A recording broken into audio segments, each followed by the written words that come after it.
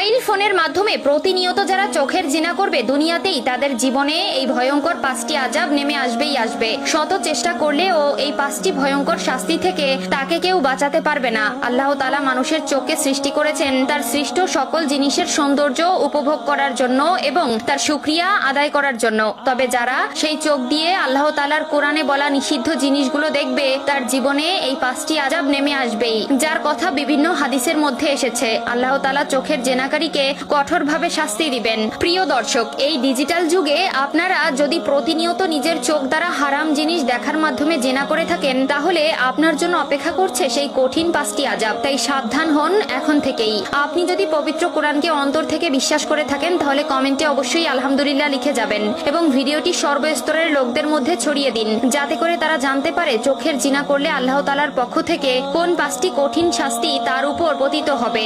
আপনার একটিমাত্র শেয়ারে হয়তো তারা আলোর পথে ফিরে আসতে পারে এবং তার পাশাপাশি আপনিও সওয়াবের অংশীদার হবেন। প্রিয় মুসলিম ভাই ও বোনেরা, আজকের ভিডিওটি মোটেই এড়িয়ে যাবেন না। যদি কোনো প্রকৃত মুসলিম ব্যক্তি শেষ 5 নম্বর ভয়ঙ্কর শাস্তি সম্পর্কে পুরোপুরি ভাবে জানতে পারে তবে সে দুনিয়াতে থাকা অবস্থায় আর চোখের জিনা করবে না। চলুন বেশি কথা না বাড়িয়ে ভিডিওটি শুরু করা যাক। চোখের জেনাকারীদের উপর প্রথম যে আযাবটি আসবে সেটি হলো তাদের হৃদয় শক্ত হয়ে যাবে, কোনো ভালো কাজে মন বসবে না, সবসময় আজে বাজে চিন্তা ভাবনা মাথায় ঘুরবে, যার ফলে সে যে কাজটি করতে যাবে সেই কাজেই সে ব্যর্থ হতে থাকবে। তবে সে দেখবে তার সাথে যারা শুরু করেছে তারা তার আগে পৌঁছে গেছে এবং সে পেছনে পড়ে গেছে। চোখের জেনাকারীদের মধ্যে দ্বিতীয় যে আযাবটি আসবে সেটা হলো তার রিজিকের বরকত উঠে যাবে। অর্থাৎ সে যতই আয় ইনকাম করুক না কেন, যতই ধন দৌলত অর্জন করুক না কেন, দিন শেষে নিজেকে নিজেই সন্তুষ্ট করতে পারবে না। মনে হবে যেন সবকিছুই তার জন্য কম হয়ে যাচ্ছে। তবে সে দেখতে পাবে তার থেকেও কম আয় রুজির মানুষরা তার থেকে ভালো দিন কাটাচ্ছে এবং সে আফসোস করবে।